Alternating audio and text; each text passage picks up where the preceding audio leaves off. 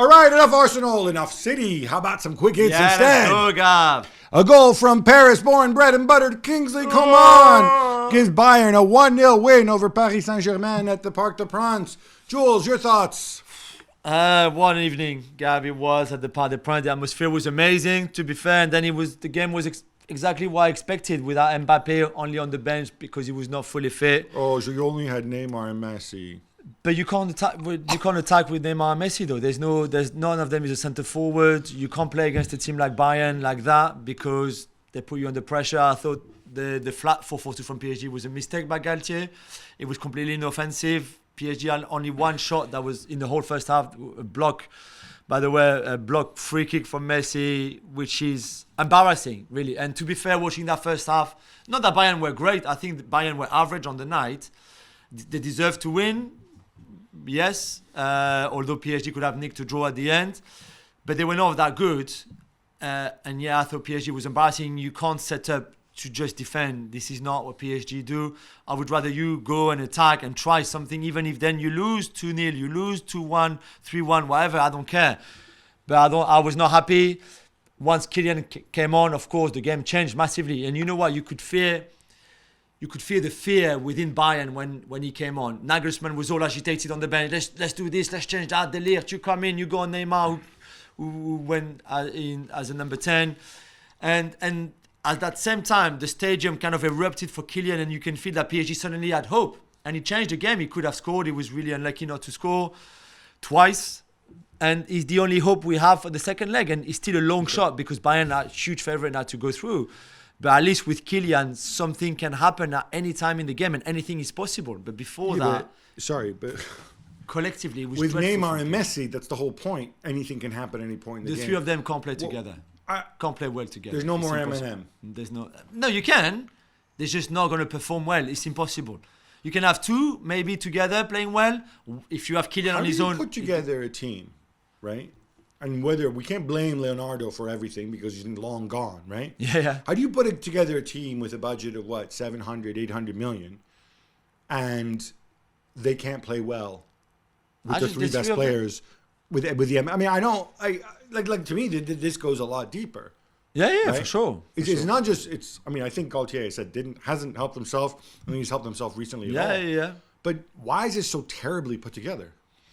I don't know. I think mistakes with squad building goes not just back to the last transfer window, the one before, but it's and some love for Bayern though, because this is a big win. It's a big win. They didn't play well. No, it's a big win, and Coman scored, and but it was too easy for them. Borussia Dortmund defeat Chelsea 1-0 as Karim Adeyemi turns on the afterburner. What a goal that was, Gab. 2 wins in 14. Now for Graham Potter. Yeah, we know the situation with Graham Potter. We don't say, oh, should he be sacked, blah, blah, blah. It's a mess. I think it would be stupid to sack him because it's not going to make any kind of difference. Find out what he can do, assess where you are, and assess in the summer. There's a narrative to this game, which is, Chelsea created all these chances. They should have spent money on a center forward. The XG is high. The XG is high. 2.3. Yeah, the XG is high. The XG is very high. I think it's also because Borussia Dortmund often concede. However, the XG becomes very high in the second half. Yeah, true. In the first half, I thought Chelsea didn't show up. Other point, Potter came out and talked about the Adeyemi goal, and he says he wasn't happy at all with the way they defended it. Now, all right, so we know Enzo's not going to catch Adeyemi, maybe 120 million. That's always going to be a mismatch. Yeah. I did wonder, what struck me about that is, there's two things. One is, with hindsight, should Adeyemi just have bodied him at the halfway line? Should Enzo have? Oh, 100%. Because, you know what? 100%. They're not going to send you off for that. No. They'll just pick up a card, right? But the other thing was, when they're all running back to goal, and Adeyemi's extremely fast, right? So you have Thiago Silva, the two guys who run back quickest are Thiago Silva, who he's 38, 39, used to be really fast, now he's older. But Mudryk, isn't Mudryk supposed to be the fastest things on two legs in Chelsea? How does Adeyemi, with the ball, with the delay to get around Enzo and everything, how does he just so outrun Mudryk? That's what I don't get. Yeah, I mean, there's a head start. There's a head start for Adeyemi. That's fine. He's running with the ball. I know. He's not Mbappe. He's Adeyemi. There's not many touches though. So who'd win a foot race, Adeyemi against Mbappe? I think they're as fast as each other. I think it's 37, 36 k per hour. Wild stuff. Meanwhile, Jules, you reported that Todd Bowley and Nasser Al-Khelaifi met to discuss Neymar. I love this story. Tuesday lunch in Paris, not far from the Arc de Triomphe, a very big hotel. It's easy for you to find it.